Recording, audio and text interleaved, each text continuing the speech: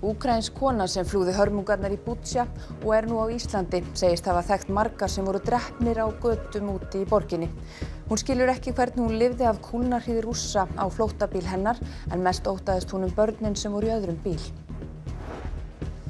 Yfir 8.000 sakamál eru á borði ríkissaksóknara Úkraínu tengd meintum stríðsglæpum rússneska hersins. Hún staðráðin í því að draga Vladimír Pútín til ábyrgðar.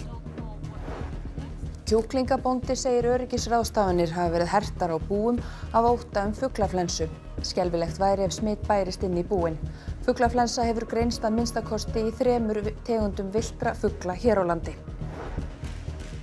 Karlalandsliðið í handknattleik tryggði sér í dag sæti á heimsmeistaramótinu á næsta ári með öruggum sigri á Austurríkismönnum. Landsliðsþjálfarinn úthúðaði stjórnvöldum að leik loknum og sagði aðstöðuleysi liðsins þjóðarskömm. Vorveðrið kemur ekki í veg fyrir að akureyringar og gestir fagni páskahátíðinni með pomp og prakt í Hlíðarfjalli helgina.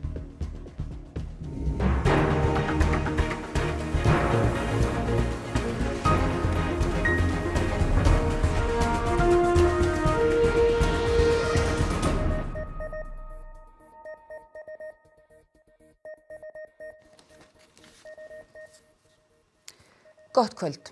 Rússneski herinn lét sprengjur falla á nær gjörvalla Úkraínu í gær og í dag. Úkraínsk stjórnvöld segja einn hafa fallið í árás á Kænugarð í morgun. Ríkissaksóknari Úkraínu staðráðinn í að draga Vladimír Pútín til ábyrgðar og hefur hafið rannsókn á meira en 8.000 sakamálum tengdum stríðinu. Við vörum við myndum sem fylgja þessari frétt. Úkraínskar borgir og bæir hafa á síðustu vikum umbreyst í vettvang stríðsglæpa.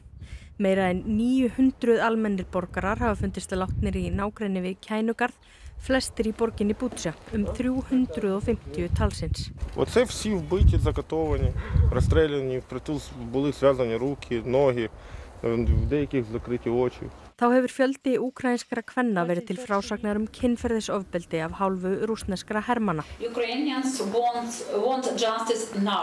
Þetta Irina Venediktova, ríkissaksóknari Úkraínu. Það óhætt að segja að skrifstofustarfið hennar hafi tekið breytingum.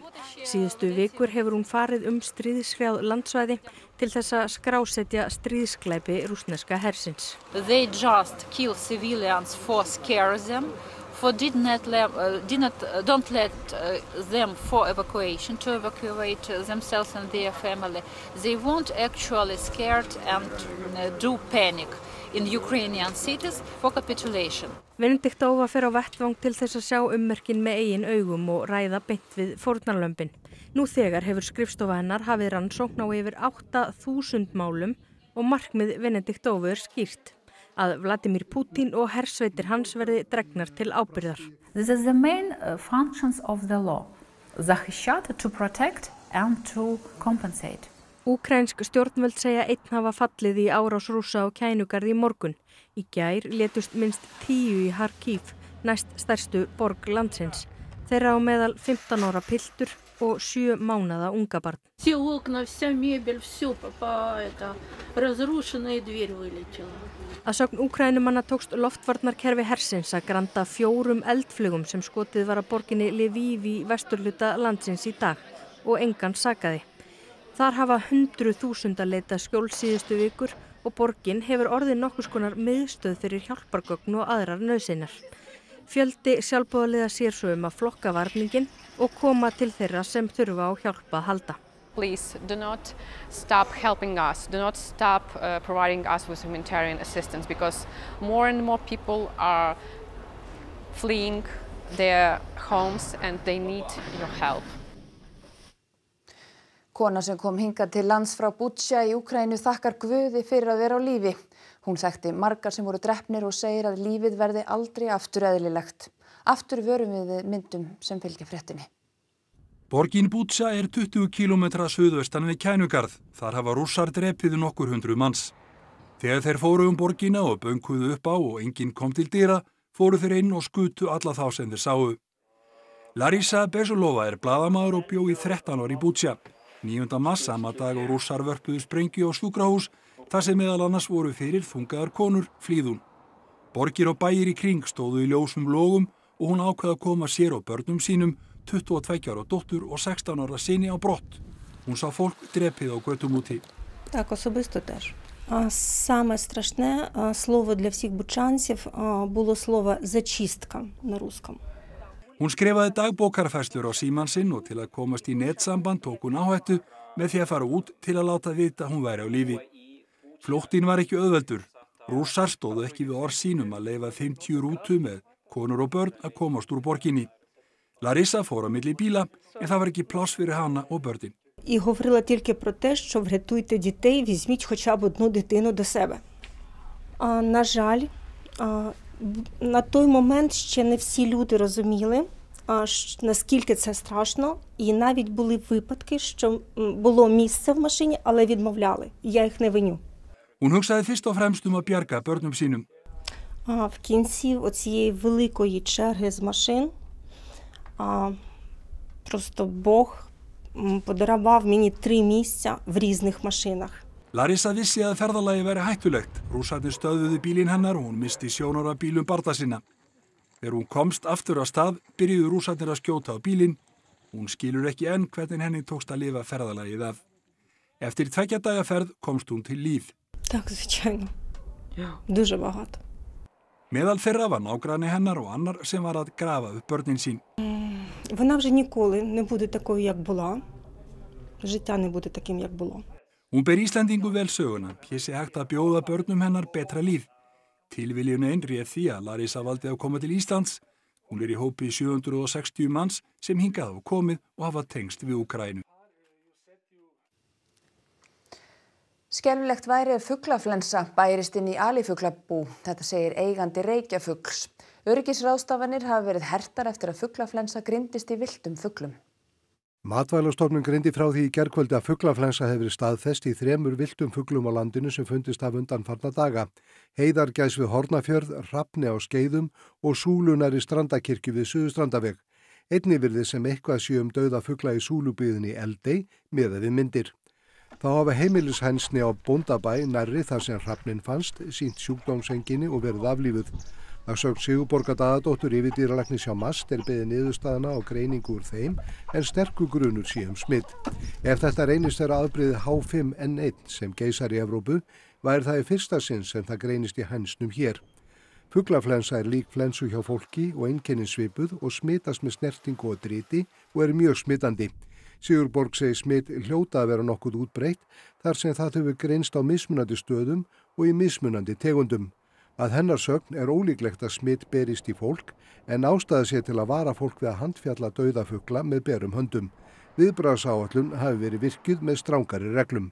Við höfum rætt við allt starfsfólk og látið að vita af þessum smitu sem komin upp. Við erum með nokkuð góðar varnir, við erum inn í húsi á okkur fyrir enginn að vera búin að skipta skó og fatnað og þvo sér hendur eins og fólk þekkir úr COVID-smittunum. En að öðru leyti bara við vörum við okkar starfsfólk við og skum eftir því þetta ekki sérstaklega valega með umgangu fuglana hjá okkur. Fuglarnir á búinu séu í lokuðum húsum og engu samneyti við villta fugla. Jón Magnús segist af áhyggjur af ástandinu. Já, við höfum miklar áhyggjur af þessu. Það svona getur alltaf stungið sér niður í svona stærri búum og það alveg gríðarlegt tjón fyrir bændur að lenda í því. Sem fyrir segir eru stóru búin með eldið innandyra en Jón Magnús segir skelfilegt ef smitt berst inn. Já, það skelfilegt. Ef smitt staðfest í svona búi þá farið í niðurskurð og búið þarf að standa tómt í ákveðin tíma og það 30 km radíus sem undir mjög ströngu eftirliti og 10 km radíus þar sem eftirlit með öllum hænsfuglum eða fuglum á svæðinu. Stjórn Eflingar auglýsti í dag eftir starfsmönnum á skrifstofu félagsins. Stjórn VR ræddi hópuppsögn Eflingar á fundi í dag og jafnframt stöðuna innan verkalýðshreyfingarinnar sem alvarleg að sögn formannsins. Hópuppsögnin stendur VR nærri því 1/4 starfsfólks á skrifstofu Eflingar í VR. Ragnar Þór Ingólfsson, formaður VR, segir enga ályktun hafa verið gerða á stjórnarfundinum í dag en að brugðist verði við þessari stöðu hjá Eflingu fyrr en seinna. Þá var rætt stöðu VR innan verkalýðshreyfingarinnar og segir Ragnar Þór stöðuna innan hreyfingarinnar vera alvarlega. Hann og Vilhjálmur Birgisson, nýkjörinn formaður Starfsgreinasambandsins, hafa gagnrýnt ASÍ harðlega og Drífu Snædal forseta. Drífa fordæmdi uppsagnirnar í vikunni. Miðað við þetta og atburði síðustu daga þá má búast við því að tekist verða á miðstjórnarfundi ASÍ á miðvikudaginn. Ekki liggur fyrir hvort starfsfólk á skrifstofu Eflingar ætlar að vinna út uppsagnarfrestinn eða hvort þau ætla að sækja á ný eftir að hafa verið rekin. Þau geta að minnstakosti lesið sig til nýju störfin hjá Eflingu en heilsíðuauglýsing þau birtist í morgun. Nær 400 hafa fundist látin í KwaZulu-Natal héraði í austanverðri Suður Afríku síðustu daga. Mesta úrkoma í 60 ár dundi á héraðinu í byrjun vikunar og olli mannskæðum flóðum og skriðum umhverfis borgina Durban. Tuga enn saknað. Á flóðasvæðunum leitað í kappi við tímann en talið ólíklegt að fólk finnist á lífi. Talið að 40.000 manns hafi þurft að flýja heimili sín vegna hamfaranna. Þá fóru rafmagnslínur, brýr og vegir í sundur og sums staðar erfitt að finna hreint drykkjarvatn þar sem vatnsleiðslur eyðilögðust.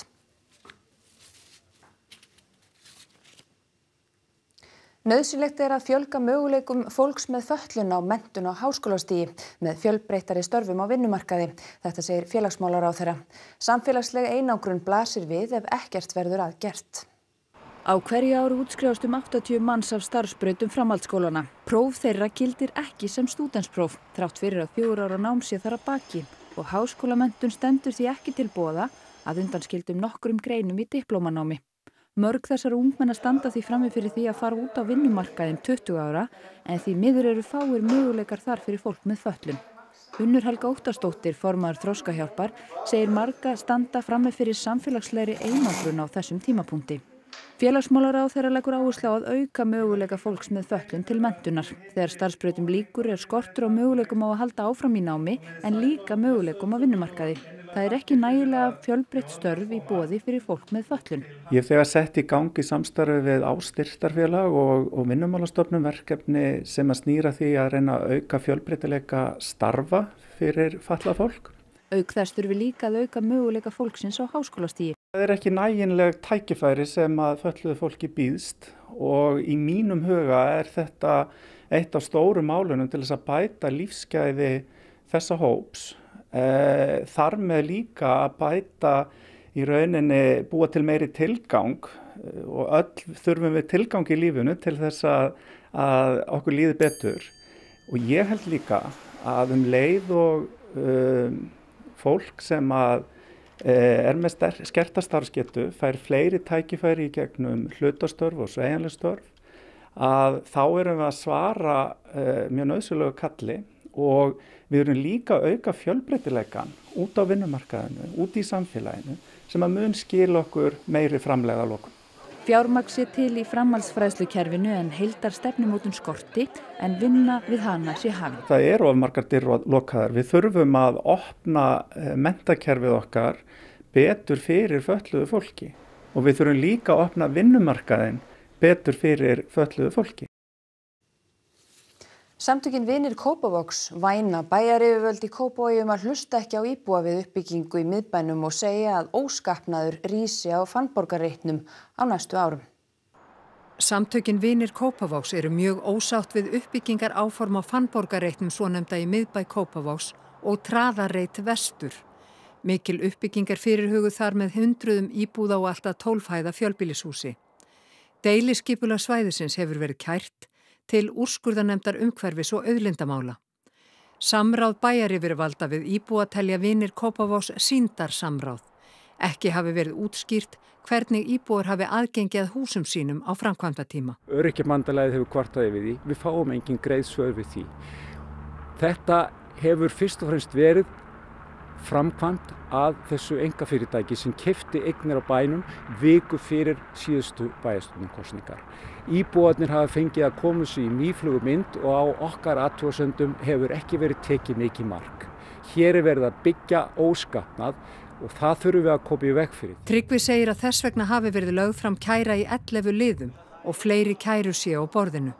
Rík þörf sé engu að síður til að endurbyggja og endurskipuleggja, en það þurfi að gera á forsendum bæjarbúa, ekki á forsendum einkafyrirtækis sem keypt hafi eignir af bæjarfélaginu Kópavogi. Hér eru 130 íbúðir. Hér býr mikið af eldra fólki og fötluðu fólki. Því verður að sýna tilliða virðingu. Það ekki hægt að ganga svo nærri þessu svæði að hér verði bil óbyggilegt í 5 til 7 ár. þá þarf að skipuleggja svæði með það í huga að hér býr fólk eða öðrum kosti að kaupa þessar íbúðir af fólkinu hægt og bítandi þannig að sé þetta endurskipulega alveg frá grunni. Hér þarf að vanda til verka, ætla sér tíma til þess að ljúka þessu verki þannig að við getum öll orðið stolt af því þegar framleiða stundir. Að þetta verði ekki steinsteypu fyllirai með vindsveipum og umhverfi sem að enginn vill búa í. Skíðafólk hefur flykkst í brekkurnar í Hlíðarfjalli á Akureyri helgina þrátt fyrir hálfgert sumarveður. Þar er nú öllu líflegra að litast en undanfarnar 2 páskahelgar þegar sóttvarnaaðgerðir settu strik í reikninginn.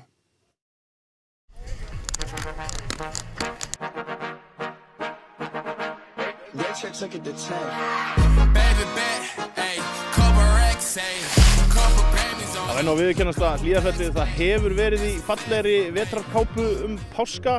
En hvað það? Það er allavega opið í öllum brekkum, það er snjór svona á flestum stöðum og stemmingin, hún er nokkuð góð. Þetta hefur bara farið ljómandi vel á stað. Við erum hérna með allt opið, alla brekkur.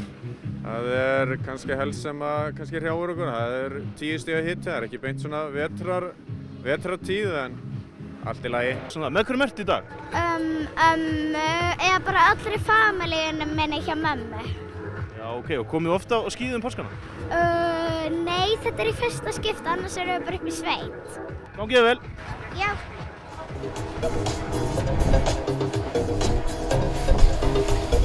Við erum búin að koma inn í 23 ár að sunnan fjölskyldan, þannig að þetta klikkar aldrei.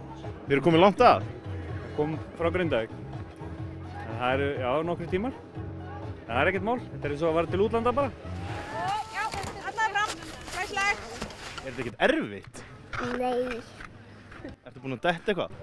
Já, alltaf. Þetta er alltaf? Já.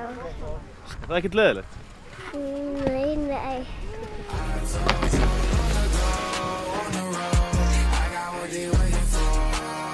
En þó flestir hafi verið í góðum gír í fjallinu í dag hafði gleði undanfarna daga áhrif á aðra. Þarstinn, nú er klukkan rétt að skrifa 12 og þú ert bara komin í eitt síðan. Ertu búin að gefast upp? Já, nei, veistu, sko, ég ætlaði að fá mig klukkan 11 en það var greinilega bannað. Við byrjaði bara að selja bjór klukkan 12. Það má alltaf fá sér einn í kaffi, svo fær maður sér í hádegismat líka. Þannig, það er líka, það eru bara páskar og það er bara kósí. Þannig mér finnst ég eiga hann skilið, sko. Og það var veðri, suðvestlæg átt 3 til 10 metrar á morgun og lítilsháttar skúrir á víð og dreif, en bjart inn á milli. Hiti verður 3 til 12 stig og það verður hlýjast á Austurlandi. Birta Líf Kristinsdóttir veðurfræðingur fer nánar yfir veðurhorfurnar á loknum íþróttafréttum sem Þorkell Gunnar Sigurbjörnsson sér í kvöld. Íslenska karlalandsliðið í handbolta gat í dag tryggt sér sæti á heimsmeistaramótinu sem fer fram í janúar á næsta ári. Ísland tók á móti Austurríki. 2 efstu lið ensku úrvalsdeildarinnar í fótbolta, Manchester City og Liverpool leiddu saman karpa sína í undanúrslitum ensku bikarkeppninnar í dag. Dagný Brynjarsdóttir var í eldlínunni í undanúrslitum bikarkeppni kvenna. Þetta og fleira í íþróttum hér eftir fréttir.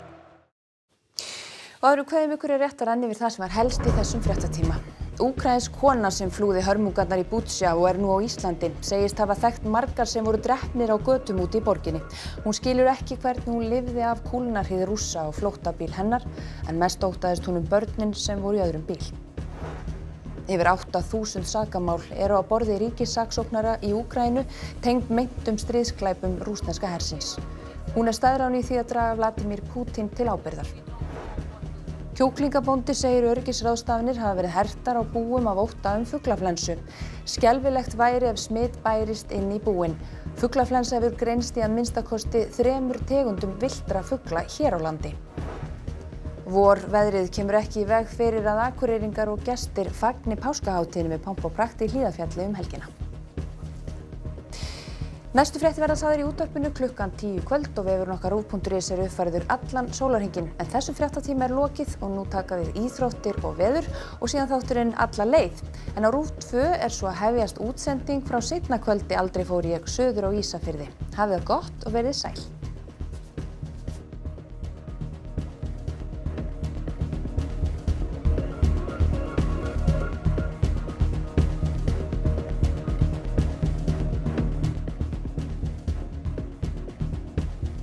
Á RÚV í kvöld. standandi hljómborðsleikarar hérna